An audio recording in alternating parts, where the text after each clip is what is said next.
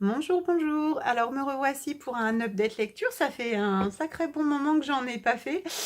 Voilà, donc me revoici pour vous présenter mes dernières lectures. Même si je fais pas de podcast, enfin d'update lecture, je continue à lire. Donc je vais vous présenter Marie-Bénédicte, Madame Einstein, Guillaume Musso, La jeune fille et la nuit, Chère mamie de Virginie Grimaldi, L'ange de Whitechapel de Jennifer Donnelly et L'amie prodigieuse de Elena Ferrante. Alors, je vais commencer par le livre de Marie-Bénédicte, Madame Einstein, aux éditions 10-18, que j'ai acheté neuf à la FNAC. J'ai en vrai craqué sur la couverture. Les éditions 10-18, ils ont vraiment des couvertures qui sont quand même hyper sympas. J'ai craqué en vrai vraiment sur la couverture. C'est un livre que j'ai lu dans le cadre du challenge Femini Books Challenge. Il est vraiment super. Alors, c'est l'histoire de Mileva qui est en fait une jeune étudiante qui arrive à Zurich et qui va rencontrer Einstein, donc Albert Einstein, on est d'accord. C'est une étudiante qui est un petit génie, elle est surdouée en physique-chimie et son rêve c'est de faire des recherches. Et en fait, toute l'histoire, c'est l'histoire de qu'est-ce qu'elle va privilégier. Est-ce que c'est son histoire d'amour ou est-ce que c'est sa carrière physique. La question c'est est-ce qu'on peut concilier. Alors, on est d'accord, c'est 1886. Hein. On n'est pas encore au XXe siècle, encore moins au XXIe siècle. Euh, Est-ce qu'on peut concilier sa vie de femme de génie, sa vie de femme chercheuse. Dans le livre, elle va rencontrer Marie Curie, qui n'a pas du tout fait les mêmes choix qu'elle, et c'est vraiment hyper intéressant de les faire se rencontrer. En fait, Marie-Bénédicte est partie sur un postulat. A priori, il y a une théorie qui part sur un échange de lettres entre Mileva Maric, c'est la première fan d'Einstein parce il en a eu une autre. Il a divorcé. Et en fait, donc Marie-Bénédicte est partie sur l'idée qu'il y a des lettres qui ont été retrouvées donc en échange entre Albert Einstein et cette jeune fille sur la théorie de la relativité. Et elle part sur le postulat qu'en fait, la théorie de la relativité, c'est elle qui l'a trouvée et qu'elle a été récupérée par Albert Einstein. Et ça va assez loin dans le livre.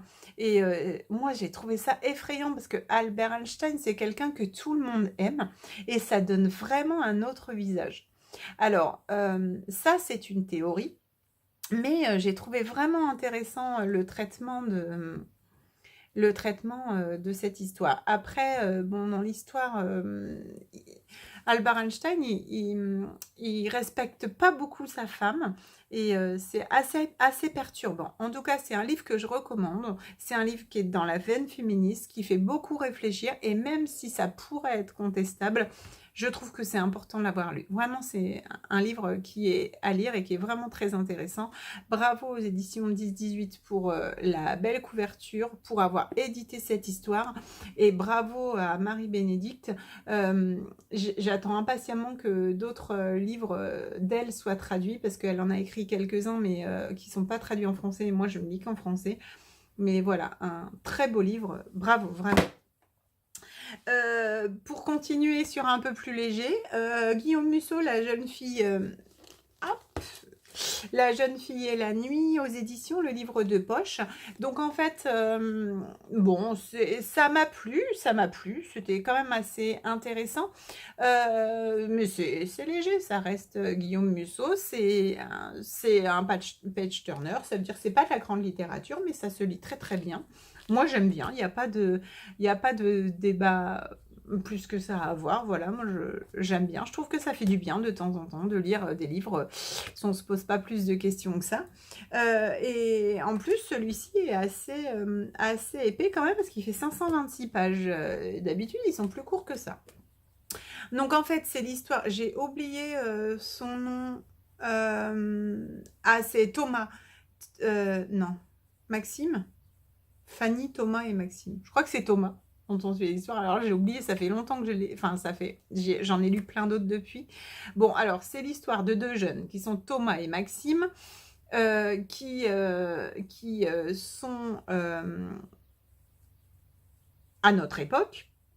En 2017 et qui reviennent pour une fête de leur ancien lycée, un lycée particulier, un lycée pour riches à Sophia Antipolis, donc qui est sur la Côte d'Azur. Et donc c'est une fête, eux ils y étaient en 92, étudiants, ils ont fait quelque chose et ils ont fait quelque chose avec une jeune fille de leur groupe et la question ça va être toute la question de qu'est-ce qui s'est passé, quelle est la culpabilité, comment on va faire pour empêcher de retrouver ce qui s'est passé et enfin bref c'est comme si c'est une enquête mais c'est pas une enquête policière. Dedans, il y a un de leurs copains qui est devenu journaliste, il y a des enjeux de pouvoir, il y a de la culpabilité. Vraiment, c'est intéressant, c'est un petit peu particulier à expliquer sans spoiler, mais vraiment, voilà, c'est assez sympathique à lire, ça détend. Moi, j'ai bien aimé. Un bon point. Virginie Grimaldi, alors on en a beaucoup entendu parler, chère mamie. Si jamais vous la suivez sur Instagram, ça reprend des lettres qu'elle a écrites à sa mamie. C'est hyper humoristique. Donc il y avait, donc on me l'a offert. Hein, c'est Petite Lectrice qui me l'a offert dans le cadre de son swap. Merci beaucoup, c'était super sympa. Une très bonne idée. Moi je l'avais offert à ma mère de la part de mes enfants à Noël et je l'avais pas lu. Un dimanche soir, j'avais le cafard, je l'ai lu et j'ai explosé de rire à toutes les pages. Vraiment, j'avais vu des vidéos de filles qui rigolaient et je me suis dit, oh, rigoler pour un livre comme ça, enfin, ok, c'est sympa, on peut sourire. Mais vraiment, quand je l'ai lu, j'ai explosé de rire. Mon mari était dans le lit à côté de moi, il me dit... Et je lui ai raconté, mais je crois que j'étais tellement mort de rire en lui racontant que ça lui a passé au-dessus, mais il dit, mais pourquoi tu rigoles? Enfin, ça l'a pas fait exploser de rire comme moi, j'ai rigolé. Mais vraiment, c'est très drôle. C'est pas une histoire, c'est l'histoire de Virginie Grimaldi finalement, qui écrit des petites cartes postales sympas, mais vraiment, si vous avez un coup de cafard, allez-y, franchement, ça vous fera exploser de rire en vrai. Donc voilà, bravo Virginie Grimaldi. Un coup de cœur, en vrai. L'ange de Whitechapel de Jennifer Donnelly. Je vous avais parlé du premier qui était l'insoumise. Donc celui-là, c'est le deuxième, l'ange de Whitechapel, qui est tout aussi bien. Alors il y a plein de gens qui disent qu'il est mieux. Moi, je sais pas dire. Il est beaucoup plus gros, en tout cas, il fait 900, enfin il fait 1000 pages. 1000 pages que j'ai dévorées en 3 jours, franchement, ça se lit très vite, c'est très bien. C'est du roman historique. Donc en fait, dans le premier, on suit l'histoire de Fiona et de sa vie. Elle part aux États-Unis, elle monte une fabrique de thé. Là, on suit l'histoire. Bon, je peux pas vous dire pour pas spoiler, mais c'est une histoire parallèle. Et on retrouve Fiona dans ce livre-là.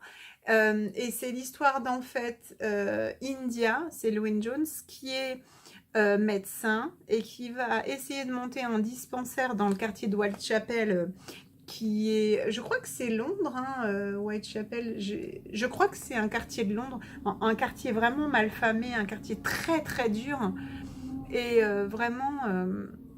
Vraiment, c'est très intéressant. Elle va essayer de s'en sortir. Elle va tout faire pour lutter contre les clichés. mais en même temps, elle est pétrie de clichés et elle découvre que c'est une caricature d'elle-même. C'est assez féministe comme livre, c'est beaucoup de remise en question.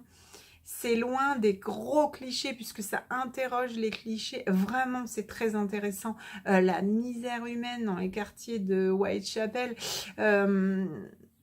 Ça parle de l'alcoolisme des pères et en même temps, ça explique l'alcoolisme. Bah ouais, pourquoi quand tu es un père, donc on est dans les années 1900, pourquoi tu es un père, tu as déjà du mal à trimer, à gagner ton argent, mais en fait tu vas le dépenser au bar. Enfin voilà, et du coup ça explique sans accuser. C'est vraiment vraiment très très intéressant. Du coup j'ai commandé le 3e pour le lire. J'ai très envie de lire le 3e parce que vraiment j'ai vraiment beaucoup aimé. Donc vraiment je vous le conseille. Le mieux, c'est quand même de les lire dans l'ordre parce que sinon, si vous les lisez pas dans l'ordre, vous allez être spoilé parce que ça fait des retours. Et là, les personnages des 3 livres se croisent parce qu'après, il y a encore un 3e. Donc, ça introduit le personnage du livre numéro 3. Mais au final, quand on a la série, Fiona, elle a 2 autres frères et enfin, elle a 2 autres frères qui sont encore vivants. Et finalement, il y a dans chaque livre, on s'axe sur un des 3 personnages. Voilà, si on peut résumer comme ça. Mais en tout cas, vraiment, c'est très, très intéressant. Et moi, je l'avais lu parce que je l'ai vu sur la vidéo de Eléa Boulevard des Passions. Et c'est vraiment un très beau conseil. C'est pas du tout... comment dire, c'est pas du tout actuel, ça date de 2010 et je crois qu'il est plus édité, mais on le trouve d'occasion. Moi, je les ai trouvés d'occasion et du coup, ça permet d'avoir des livres pas très très chers. Voilà, 1000 pages, mais à dévorer. Et d'ailleurs, le premier, l'Insoumise, je l'ai conseillé au club des lecteurs de mon village parce que vraiment, j'avais vraiment beaucoup aimé. Voilà, et j'espère que ça leur plaira aussi. Et le dernier que je vous montre, c'est L'amie prodigieuse de Elena Ferrante. Donc ça se passe en Italie, dans un quartier de Naples. Donc c'est l'histoire de 2 copines, c'est Lila pardon, et Elena. Qui sont jeunes, qui au début elles ont 6 ans, et c'est leur évolution dans le quartier, l'histoire de soumission, qui est la soumise et qui est la... Enfin, il y a tout un enjeu comme ça, l'une qui va avoir la chance d'aller à l'école et l'autre qui va pas avoir cette chance-là. Comment elles vont s'en sortir, comment elles vont faire le jeu du quartier, de la mafia. Comment ça s'appelle déjà mince, j'ai oublié comment... La mafia, mince, bon, j'ai plus le mot, mais la mafia italienne qui organise la vie du quartier. Il y a les interactions avec les copains, les relations entre les garçons et les filles. Et en fait, c'est tout le jeu de l'enfance, l'adolescence dans ce quartier-là. Au début, quand je l'ai lu, j'ai cru que j'aimais pas. Mais finalement, c'est un peu bizarre. J'ai eu besoin de beaucoup de temps pour y réfléchir et je me suis acheté le tome 2. C'est un livre qui fait 400 pages et le tome 2 fait 650 pages, donc un peu plus gros. L'écriture est particulière parce que c'est, je crois, tout au présent, des phrases assez courtes. C'est pas des choses que je privilégie d'habitude, mais voilà, finalement on se laisse emporter et après réflexion, j'avais envie de lire le 2e, donc voilà. Je vous en reparlerai quand je l'aurai lu. Voilà pour ce podcast update lecture. Je vous souhaite une bonne soirée parce que c'est la soirée pour moi, mais sinon une bonne journée, des bonnes vacances, un bon week-end selon le moment où vous le regardez. Je vous fais des gros bisous et puis je vous dis à bientôt.